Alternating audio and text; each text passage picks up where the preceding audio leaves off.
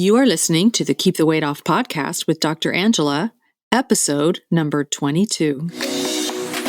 Welcome to the Keep the Weight Off podcast, where we bust all the dieting myths and discover not just how to lose weight, but more importantly, how to keep it off. We go way beyond the food, and we use science and psychology to give you strategies that work.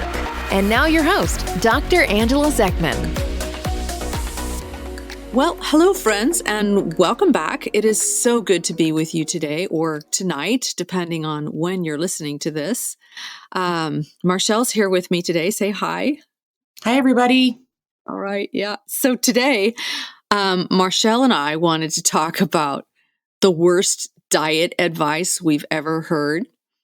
And we actually polled our members in Sugar and Flour Busters Society on Facebook to see what sorts of bogus diet advice they'd received over the years. And, you know, by the way, if you're not already a member of Sugar and Flour Busters Society, I'd really encourage you to join us there.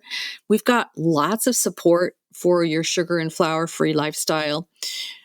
We have amazing members there that are always posting lots of delicious recipes with pictures, and you can ask any question and get all the support that you need. Our members are just amazing. So a big shout out to all the Sugar and Flour Busters who are listening today or tonight. If you're not already a member and you want to join us in Sugar and Flour Buster Society, I'll put up a direct link to the Facebook group in the show notes. But really, if you want to just do it right now, all you have to do is just go to Facebook groups and search for Sugar and Flour Busters Society. And make sure that you spell flour correctly. Sometimes people put in Flower. It's flour like Flour. So yeah, like the gross stuff you're not supposed to eat. Right. There's a picture of a woman kicking junk food away from her. So then you'll know that that's the right place. And just ask for permission to be in and we'll let you in. Okay. So hopefully. Can I just add one thing about Sugar and Flour Buster Society? Absolutely. Tell everybody that might be listening to this with, you know, all the negativity that's been going on, you know, with politics and with COVID and all that stuff. Like being a member of Sugar and Flour Busters has been such a blessing for me because there's so much support and so much positivity. And it's just a feeling like of your people all in the same community doing the same things. And I really appreciate it. I'm so glad that it exists. I know. And I think it just really helps to know like that you're not the only person in the whole world that is trying to not eat crap food, you know? So, because sometimes it feels lonely, you know? And so if you've got a group of people that you can talk to about this and, you know, we're all sort of on the same page with this. So yeah, join us if you're not already a member. Okay. So let's talk about diet advice. So Marcelle, what's some of the worst diet advice you've ever heard? What sticks out in your mind? So for me, I have to say, like when I first came into the clinic and started working with you, I was under the impression that the less calories you ate, like calories are a thing, you know, the less calories you ate and the less food you ate, the more weight you would lose. So, you know, that would lead me to like starving myself, depriving myself, you know, skipping breakfast, skipping lunch, and I could not lose weight. And it's because that's a lie. Right. A total lie. So total lie. Yeah. It took me a while to figure that out because I just did not understand that I could eat as much as I can eat and still dump fat and hold on to muscle. And it's been this total shift in the way that I think about my body and about what I eat and, you know, and all that surrounds it. So yeah, that's been the biggest myth is that less calories and starving yourself. Yeah.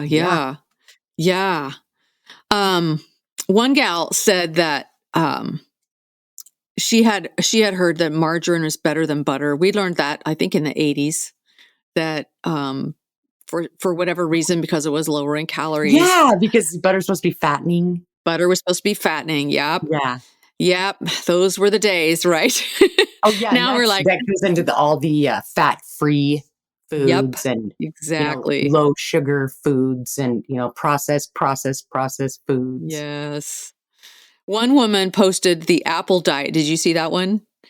Did No. I read through that. I was like, "Oh my gosh." I clicked the link that she put in there. You can lose 3 pounds in 5 days by eating apples. So on the first day, you eat 6 apples, and that's all. I think you had 1 apple for, maybe 2 apples for no, what was it? 1 apple for breakfast, 2 apples for lunch, and 3 apples for dinner. And that's what you ate. Jeez. And then on day 2, you eat 4 apples and you add in some vegetables. And then by day 3, you're down to 3 apples plus a little bit of protein along with the vegetables. And I just was rolling on the ground laughing because this diet is so absurd. It's just That is crazy. insane. That makes me think. I just thought of something. So, you know how people go to the spa and they do these machines that, are for weight loss machines where you either like lay in a pod or, and that's basically heat. And Oh, people say, oh, you can lose, 5 pounds, and I've even seen some of our patients come in and they sit in like the sweat lodge all weekend, because they got to drop, a quick 10 pounds and they don't realize that all they're doing is dehydrating their body. right. It's just Yeah. water weight Yeah. loss, and that the minute you start drinking anything, you're gonna put it right back on. So that's Yeah. another thing that just reminded me of how Yeah. ridiculous some of this information is. It really is. One man said that a nutritionist had told, I don't know if it was him or if it was a diabetic friend, that drinking alcohol was just fine because there's no sugar in alcohol. So it's like, oh, okay, I can drink all the alcohol I want. Man, I And as a wish. matter of fact, That's another not woman true. posted this crazy diet from Vogue magazine in the 1970s.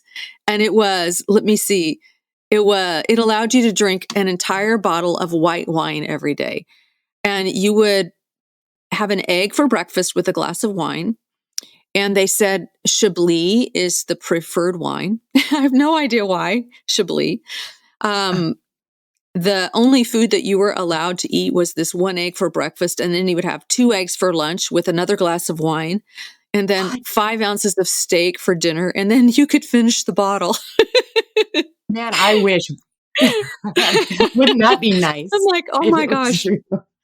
there were no vegetables, nothing, Oh and my it was just like goodness. 3 days of doing this and you would drop some pounds. It was so much craziness.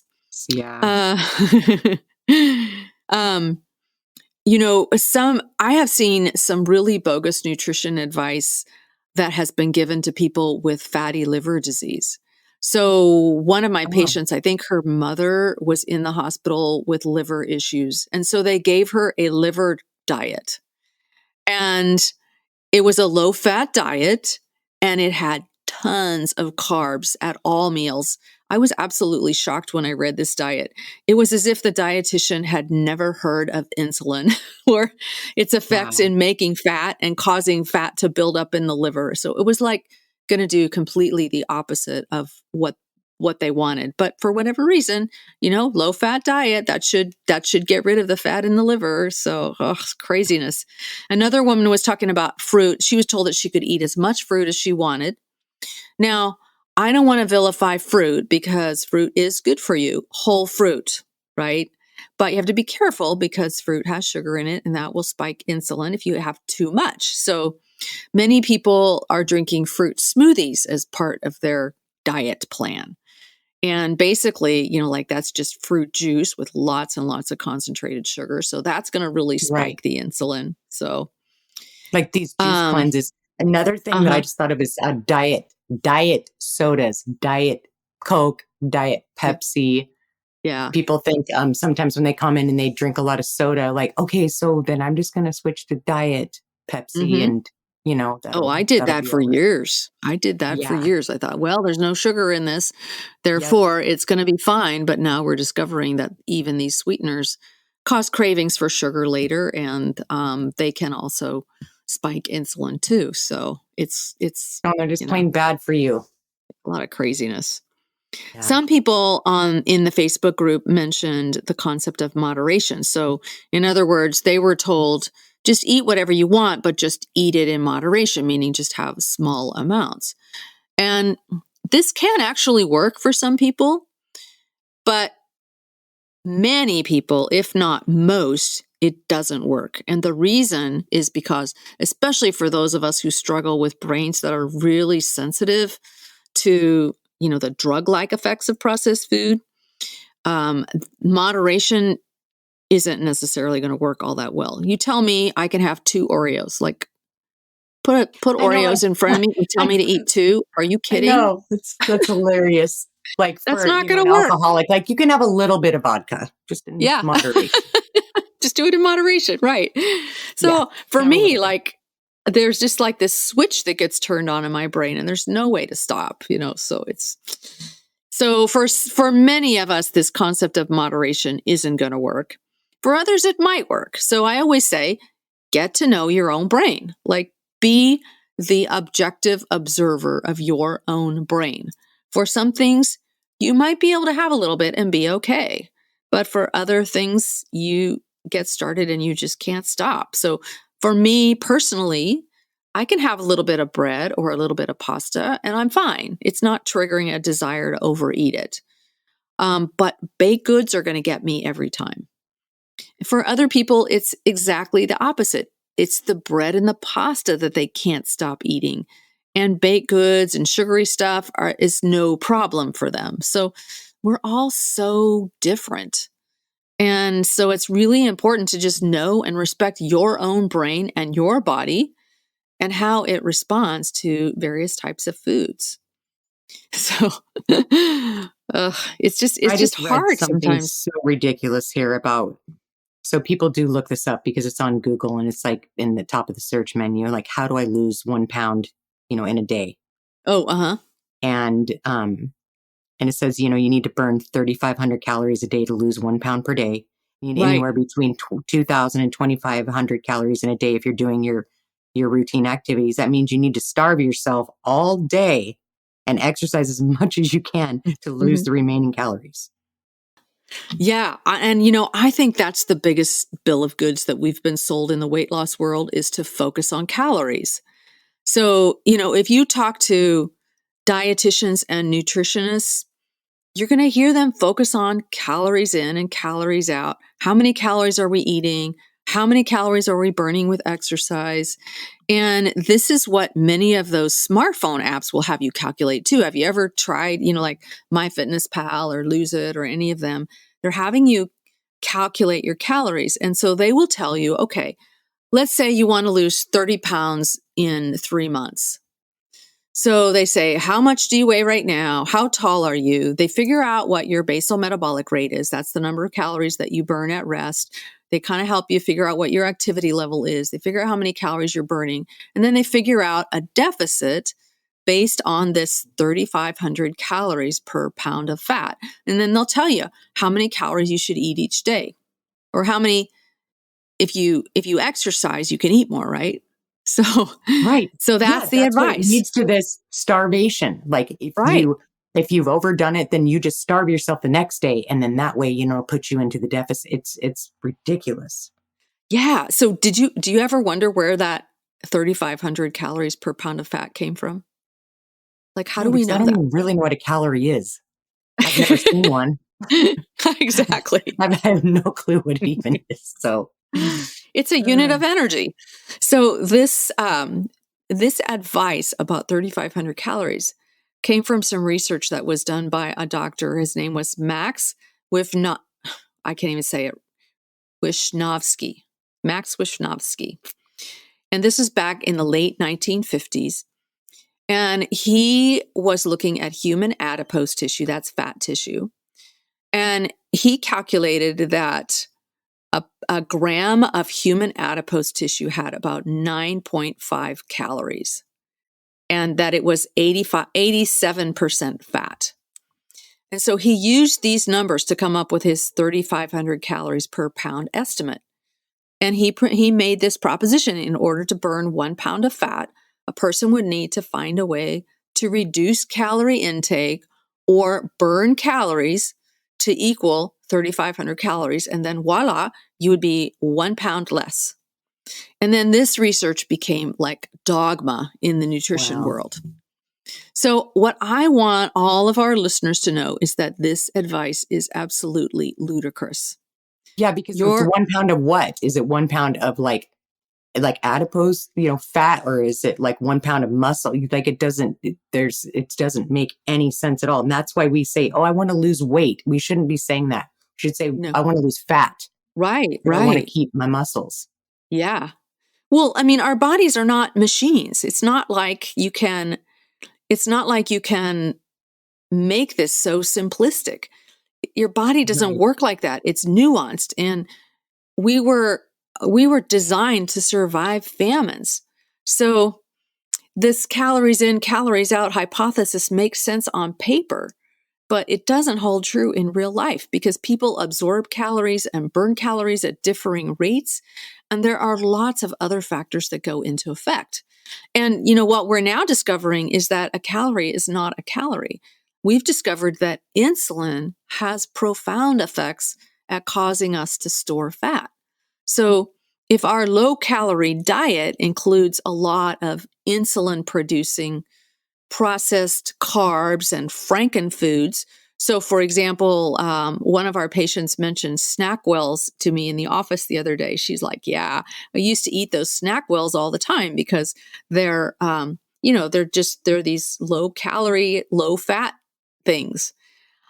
You can actually put on a lot of fat eating stuff like SnackWells. I mean, think of the name of it too. Like, what a great name, SnackWell, right? Yeah, the processed stuff just drives me crazy. But the calories are lower, but there's so much sugar in this stuff that it's just going to spike insulin and cause you to store fat. So it's important to understand this because just because a food's labeled low fat doesn't mean it's not going to add fat to your body. Especially, I don't know, it kind of sketches me out, just the whole processed protein foods and the meal replacement, processed stuff. I know it's the easy way, and I know everybody wants it to work because, you can just grab that Premier Protein shake in the morning and you don't have to do anything, and you got your 30 grams of protein. But I look at the ingredients of that stuff and I'm like, oh, I don't know about all that. Yeah.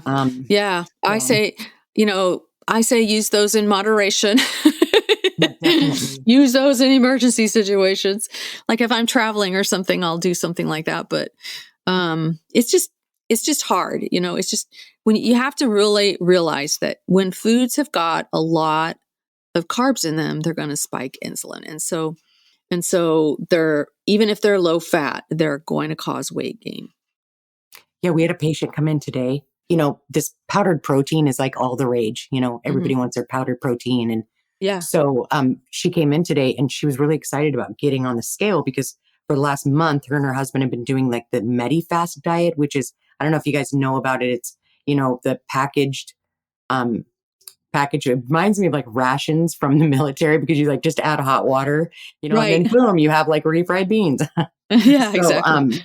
So she gets on the scale and she didn't lose anything just on, from the weight on the scale. She got on the regular scale and she gets off and you could just feel like the disappointment and the anger because that diet is not cheap. And she told me, my husband just lost 20 pounds. Yeah. And she was so disappointed in this, all the effort that she had made in eating, and really like depriving herself of, whole foods because she's been eating out of these packages. And I just felt so bad for her because I know that we want these easy, quick fixes to work, but there just really is it's just bad advice. People are just trying to make money off of you. So I just felt terrible for her today because, she wasted all this money. She hadn't lost anything. And I just tried to explain to her, that not everything works for everybody. Yeah. That, what works for some people does not work for other people. But I would definitely steer clear of, eating these processed protein, packaged foods for an entire month. Yeah. Well, one of our other patients on Sugar and Flour Buster Society mentioned the HCG diet. Have you heard of that one? Yeah, I tried that. You tried that. Okay. Yeah, I tried it, but, like back, 5 years ago or something.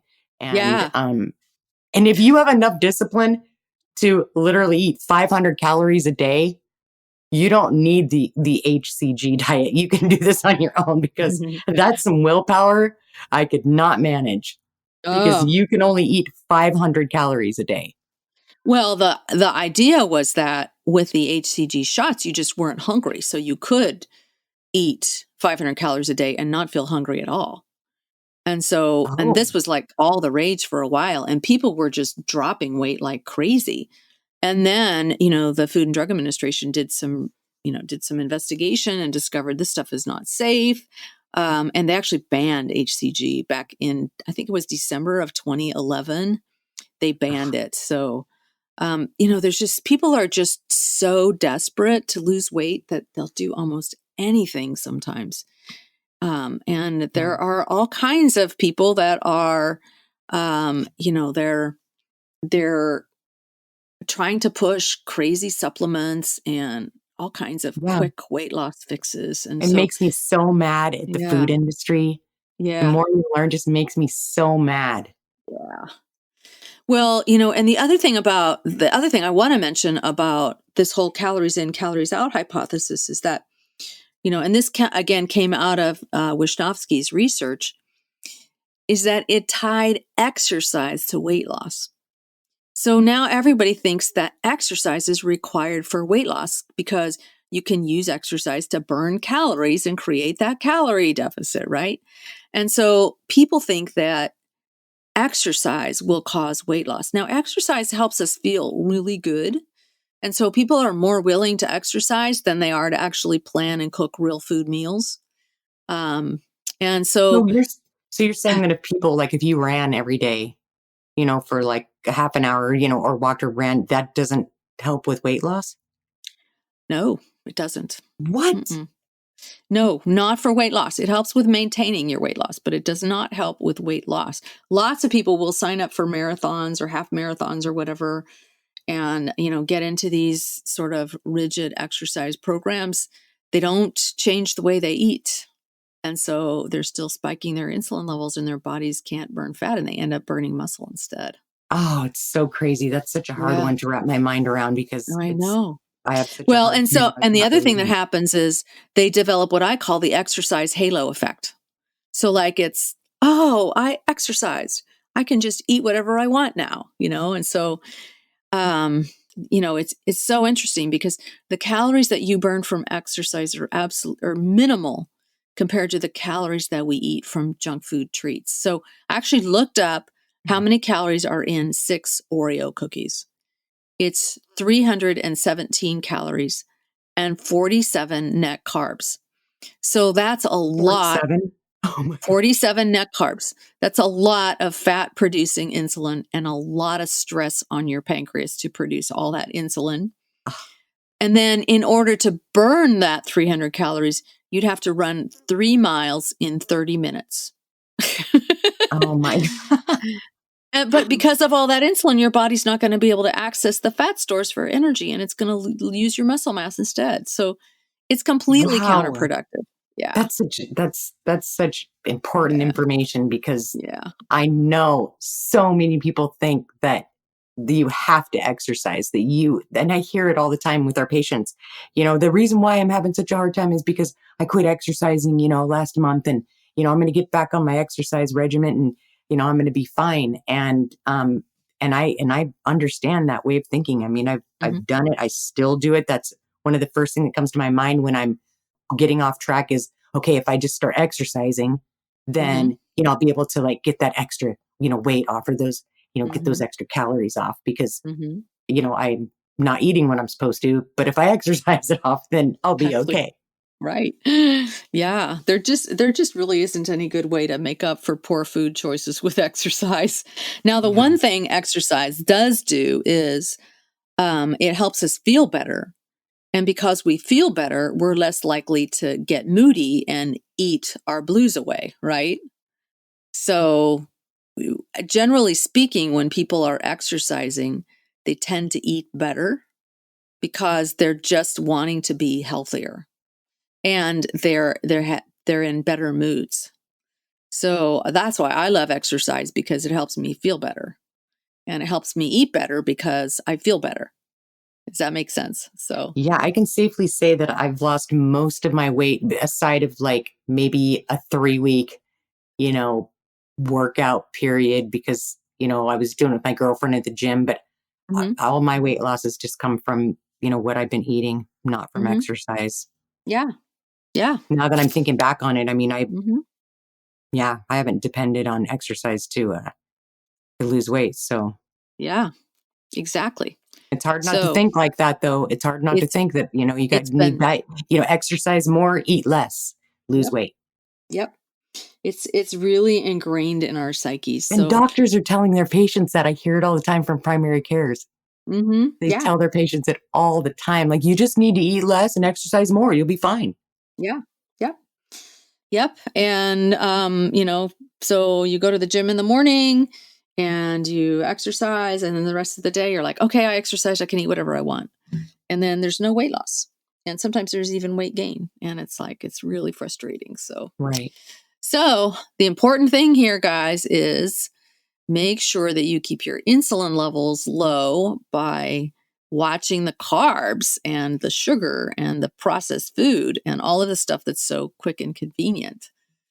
So, yeah, yeah.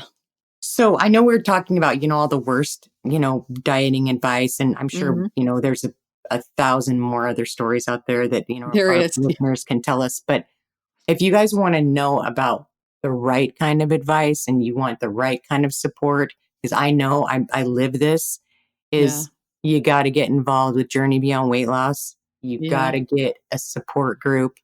yeah, That's everything that you've been told in the past is probably not true. yep. And you got to get the right information into your brain, because once you know the right information, you can never unknow that. Even if you Hmm. struggle, even if you slip, you never unknow that information once you learn the right information. And it is so empowering to know the truth. Yeah, yeah. And the truth is, um, lasting weight loss requires understanding that you have a disease, and understanding that whatever you're going to do, you have to do for the rest of your life. So you don't want to do anything crazy. And it also requires understanding that the food industry is trying to get you to buy stuff, and they're doing whatever they can to get you to buy crap. And they are just, putting it in our faces constantly all the time. And so, in order to sort of counteract that, you need to have some support. You need support. Yeah. So, join Sugar and Flour Busters Society. Get in with us. I've also got a free weight loss course. If you go to journeybeyondweightloss.com, there's a course there that you can download and watch the course and listen to it and get yourself started. So, so the main points. So I'm just going to kind of summarize like what the main points are in terms of crazy diet advice. First thing is, don't listen to anyone who's promising quick weight loss with pills or supplements. It's just not going to work. And avoid any crazy strict diet regimens that are designed to be used for a few days only. like Mm. like this is a chronic disease, and it requires a long-term solution, not a quick fix diet. And get smarter than thinking about calories in and calories out, because insulin is what matters. And if you eat mostly whole foods that keep your insulin levels low, and try to avoid foods that were made in a factory that spike your insulin levels, you're going to be much better off. And exercise because it makes you feel good, not because it's going to burn calories. You can't out exercise a bad diet. And I'm going to say that again because it's so important. You can't out exercise a bad diet. Weight loss happens in the kitchen, not in the gym. So, those are the main points. And if you take this to heart, guys, you are going to be doing so much better. You'll be so much further ahead of the curve. It's going to take longer than you want it to, because we all want that weight off right now, but it will be lasting for you. And again, we have an awesome program called Journey Beyond Weight Loss, which we open up several times a year. And that's another option for you, where we're going to teach you all kinds of mad skills so that you can lose weight and keep it off. All right. So anything else, Marshall? I think I don't have anything else to say. We're done.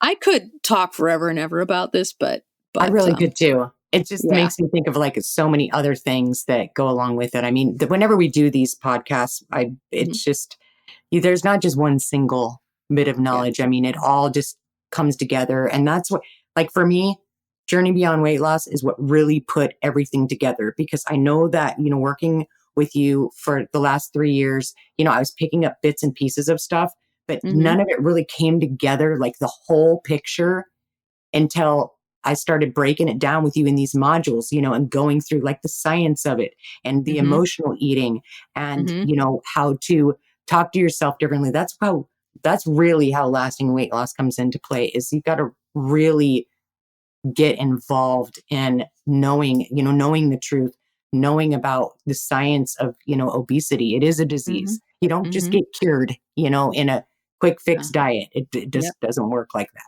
Yep. Yeah. Awesome. Well, thanks to all of our sugar and flour busters who posted their crazy diets in the thread that I started. And any of you podcast listeners who have a crazy diet that you want to tell us about, just join Sugar and Flour Busters, and you'll see the post where I said, "Tell me what crazy diets you've been told in the past, or crazy diet advice you've heard in the past." And we'll look forward to seeing you in Sugar and Flour Busters Society. So take care, everyone, and we will see you next week. Bye. Hey, if you really want to lose weight and keep it off for good, your next step is to sign up for Dr. Angela's free weight loss course, where you're going to learn everything you need to get started on your weight loss journey the right way. Just head over to journeybeyondweightloss.com/free course to sign up. Also, it would be awesome if you could take a few moments and write a review on iTunes. Thanks, and we'll see you in Journey Beyond Weight Loss.